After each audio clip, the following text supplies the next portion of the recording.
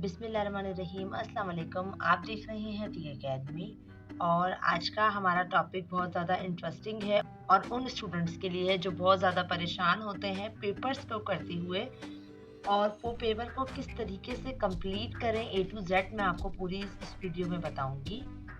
इसके लिए आप वीडियो लास्ट तक ज़रूर देखिएगा।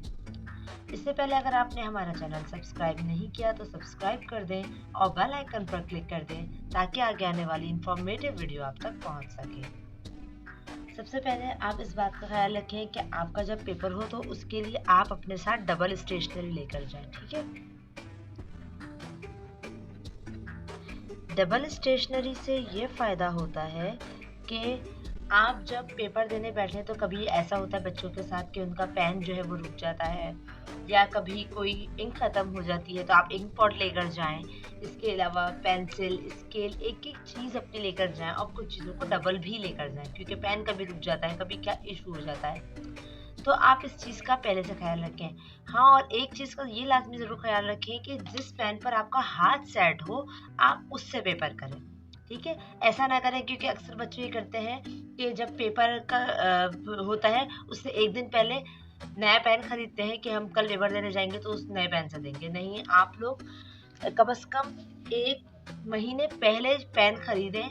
ये तो मैं बहुत कम बता रही हूँ, आप 2 महीने पहले पेन खरीदें, 3 महीने पहले खरीदें, जिससे आप बिल्कुल यूज़्ड टू हो जाएँ, बिल्कुल आपको आदत हो जाए उस पेन की और आप उस पेन से ही लिखें।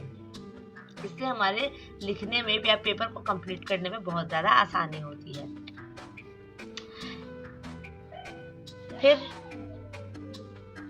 फिर हमेशा की तरह मैं जो आपको कहती हूँ कि आप वज़ीफ़ा ज़रूर करा करें, ठीक है। कोई भी वजीफा जो आपके पेरेंट्स बताते हों या आप पेपर प्रिपरेशन करने से पहले जो वजीफा पढ़ना चाहें, अल्लाह ताला का सबसे बड़ी बात होती है अल्लाह ताला का जिक्र करना। जब भी हम कोई काम करते हैं तो अल्लाह ताला का जिक्र ज़रूर करते हैं, तो पेपर करते वक्त भी आप इस चीज़ का खास ख्याल रखें कि अल्लाह ताला का जिक्र लाजमी करा करें। फिर थर्ड पॉइंट है,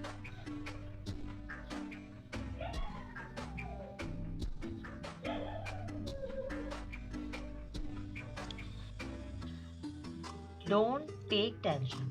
आपको पेपर को देखकर टेंशन नहीं लेना क्योंकि अक्सर आपने ये सुना होगा कि या देखा होगा या आप खुद भी कि पूरा याद किया है, सब कुछ याद किया है, लेकिन पेपर देख के सब कुछ बिल्कुल ब्लैंक हो गए, ठीक है। वजह ये है कि इंसान टेंशन के अंदर हर चीज़ जो उस बच्चे को आता है वो भी भूल जाता है। तो आप पेपर देख के टेंशन नहीं लें, परेशान नहीं हो, कोशिश करें अपने आप पर कंट्रोल करें, ठीक है। कि बच्चे बहुत ज़्यादा परेशान हो जाते हैं और पेपर को काफ़ी सीरियस ले लेते हैं और बहुत ज़्यादा पढ़ाई में और जो पढ़ा होता है वो भी भूल जाता है। तो इस चीज़ का आप ख़ास ख्याल रखें कि आप अपने ऊपर ध्यान दें कि पढ़ा पेपर देख के आप अल्लाह का ज़िक्र करें। आप सोचें कि आप ये सोचें कि आपने याद किया है, कुछ समझा है, तो आपको इंशाल्लाह पेपर देख के ज़रूर याद आएगा। फिर है हमारी राइटिंग के स्किल्स, ठीक है। हम अभी इस पे बात करते हैं। राइटिंग स्किल्स से मुराद ये है कि सबसे पहली चीज़ तो आप कोशिश करें कि साफ राइटिंग करें।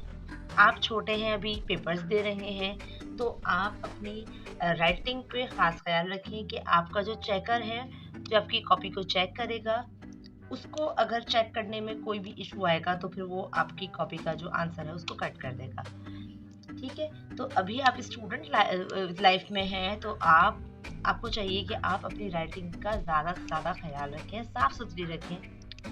इसके अलावा आपकी राइटिंग की स्पीड होनी चाहिए, ठीक है।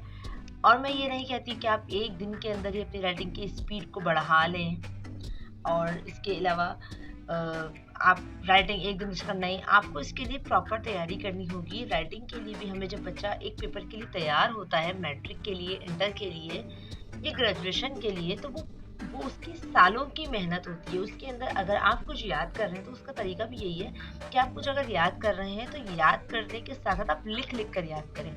इससे आपकी राइटिंग भी इम्प्रूव होगी और आपकी जो राइटिंग की स्पीड है वो भी काफ़ी ज़्यादा तेज़ होगी। तो इसलिए राइटिंग के ऊपर आपको ज़्यादा ख्याल रखना है। फिर है एक बच्चों को देखते हैं, एडवाइस की मैं आपको दूंगी।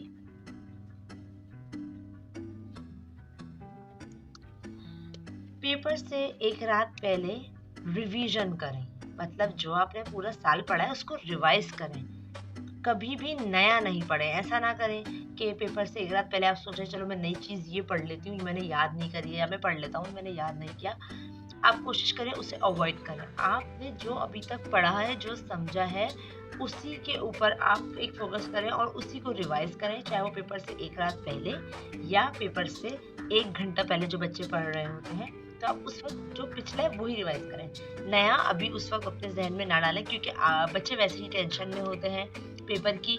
और उस पे भी जब आप ऊपर से कोई और एक क्वेश्चन को ऐड कर दो या कोई एक टॉपिक को या कोई हेडिंग को ऐड कर दोगे, तो उसमें आपको पिछली वाली कंफ्यूजन रहेगी कि वो हमें रिवाइज है कि नहीं है, और नई वाली भी प्रॉपर याद नहीं होगी। तो आप इस चीज़ को देखें कि आप पुराना जो है उसी को एक बार रिवाइज कर लें।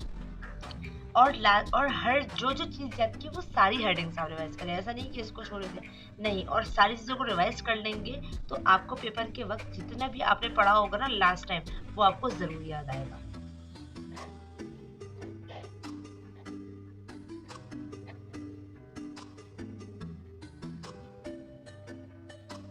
अब है डिवाइड योर टाइम। ठीक है, आप जब पेपर देने बैठे तो सबसे पहले तो अपने टाइम को डिवाइड करें। घड़ी पहनकर लाजमी जाएं। ठीक है, आप घड़ी पहनकर जाएंगे अपने हाथ में या अपने साथ रखें। आप जब पेपर करने बैठे तो अपने टाइम को सबसे पहले डिस्ट्रीब्यूट करें कि भाई इस टाइम में मुझे इतने पेपर को कंप्लीट कर लेना है, चाहे जो भी हो। ठीक है, आप पहले उसको कंप्लीट करेंगे। जैसे कि अगर हमारा एक सेक्शन एक आता है एमसीक्यूज का पेपर, ठीक है, तो उसका तो मेरे ख्याल से कुछ टाइम लिमिट होता है कि हम इतने टाइम में करेंगे, 20 मिनट या आधा घंटा कभी कभी दे देते हैं ऊपर। तो आपको पता है कि इतनी देर में मुझसे पढ़े, तो आपको वो तो इतने ही टाइम में करना है। लेकिन जो आपके आंसर जो बाद में पेपर मिलता है जिसके अंदर हमारा पार्ट बी और सी होता है, मतलब के शॉर्ट क्वेश्चन आंसर्स का और डिटेल क्वेश्चन आंसर्स का, तो आप उसको सबसे पहले फिर टाइम, बचे हुए टाइम को डिवाइड करेंगे कि मुझे इतनी देर में या एक क्वेश्चन को इतना टाइम देना है। उसके बाद अगर मुझे याद आया तो ठीक है, अगर नहीं याद आया तो उसको छोड़ के आगे बढ़ जाएगा। ठीक है, इसके अलावा जब आप पेपर के टाइम को डिवाइड करें तो 15 मिनट एक्स्ट्रा ज़रूर छोड़िएगा, जिसमें आप अपना 15 मिनट पहले पेपर करके फ्री हो जाए और अपने पेपर को कम से कम 5 बार पढ़ के टीचर के हाथ में दें। ठीक है, आप कोशिश करें कि आपका पेपर वक्त से पहले कंप्लीट हो, लेकिन पेपर टीचर को वक्त कंप्लीट होने पर ही देना है। कुछ बच्चे ऐसा करते हैं, मैंने अक्सर नोट किया है कि पेपर कंप्लीट हो जाते हैं, बड़े फखर से बताते हैं हमारा पेपर तो आधे घंटे पहले कंप्लीट हो गया था, हमारा पेपर तो 1 घंटे पहले कंप्लीट हो गया था, और वो अपना पेपर छोड़कर आ जाते हैं। ये जो 3 घंटे मिलते हैं आपको पेपर कंप्लीट करने के, ये आपके ख़ास आवर्स होते हैं जिसको आपको हर हाल में कंप्लीट करना है, और ये इस टाइम को आपसे कोई नहीं ले सकता। तो आपको कोशिश करनी है कि अपना पूरा टाइम जो है वो इस पेपर को दें। कभी भी वक्त से पहले अपना पेपर छोड़कर नहीं आए।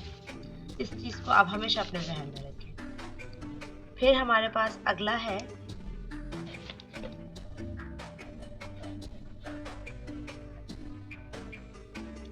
पेपर में कभी भी कोई एक्स्ट्रा बात ना लिखें। मतलब जितना क्वेश्चन में आपसे पूछा हो आपका आंसर बस उतना ही होना चाहिए। ठीक है, लोग बच्चे क्या करते हैं कि कोई एक सोचते हैं कि भाई ये एक टॉपिक है, इसको मुझे बहुत अच्छे से आता है, तो मैं इस पर बहुत लंबा डिटेल में लिख दूँ। तो क्या उन्होंने डिटेल पूछी आपसे? अगर नहीं पूछी तो आप ना बताएं, क्योंकि जो चेकर होते हैं उनके लिए आपकी डिटेल देने की कोई वैल्यू नहीं है। वो आपकी डिटेल पढ़ने नहीं बैठेगा, क्योंकि उनको भी बहुत सी कॉपियाँ चेक करनी बाकी है और वो कितनी कॉपीज चेक करके थक चुके हैं। तो उनके लिए आपकी डिटेल की कोई वैल्यू नहीं है। आप उतना ही बताएंगे जितना उन्होंने पूछा है। और अगर जो शॉर्ट क्वेश्चन होता है, अगर उसमें लिखा हुआ है कि आपका आंसर 5 लाइन्स पे मुश्तमिल होना चाहिए, तो आपका आंसर 5 लाइन पर ही हो, उससे ज़्यादा बड़ा ना हो। मतलब 5 लाइन में आपको अपनी बात को ख़त्म कर देना है जितना पूछा है।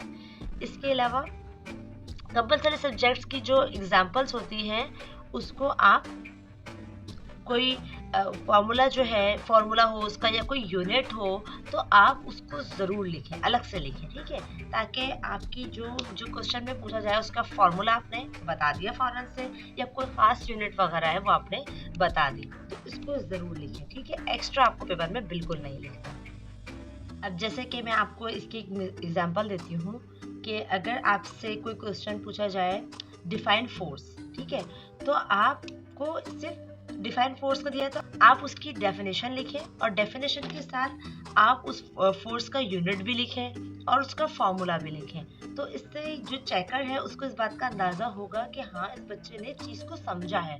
अगर उसने डेफिनेशन का रट्टा नहीं मारा, उसको इस बच्चे को उसका यूनिट भी पता है और उसको उसका फॉर्मूला भी पता है, इसका मतलब ये बच्चा समझने वाला बच्चा है। तो इस पे भी बहुत ज़्यादा चेकर जो है वो इस चीज़ का ख्याल रखता है और हमारे पेपर पे अच्छा इंप्रेशन पड़ता है। अब मैं आपको इसमें एक और चीज़ ऐड करूँ, जैसे कि डिफरेंट बिटवीन, ठीक है।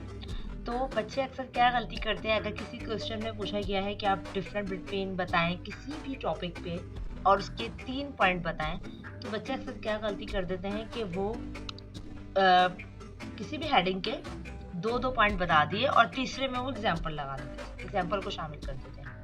तो इसमें एग्जाम्पल्स जो है वो हमारे पॉइंट्स में शामिल नहीं होती है, इसलिए हमारे एग्जाम्पल्स को काट दिया जाता है। अगर आपको एग्जाम्पल्स बतानी है तो आप उसको पॉइंट 4 की जगह लिखें, लेकिन 3 पॉइंट के अंदर आपको डिफरेंट बिटवीन ही बताना है, आपको इसके अंदर इस तरह से एक्स्ट्रा ऐड नहीं करना। तो ये कुछ पॉइंट्स हैं जो कि जिस पे आप अगर अमल करेंगे और आप अपनी लाइफ में और अपने पेपर से करने से पहले और पेपर के वक्त इन चीज़ों का ख्याल रखेंगे, तो आपके पेपर में काफ़ी ज़्यादा हेल्प होगी करने में, ठीक है। इससे मुझे पता है कि काफ़ी कन्फ्यूजन होती है बच्चों को, पेपर करते हुए परेशान होते हैं बच्चे। तो मेरी तरफ से जितना मैंने पॉइंट्स मुझे आ रहे थे ज़हन में, मैंने आपको बता दिए हैं। उम्मीद है कि आपको वीडियो पसंद आई होगी। वीडियो को लाइक ज़रूर कीजिएगा, कमेंट ज़रूर कीजिएगा और अपने दोस्तों के साथ शेयर ज़रूर कीजिएगा। जज़ाकल्लाह।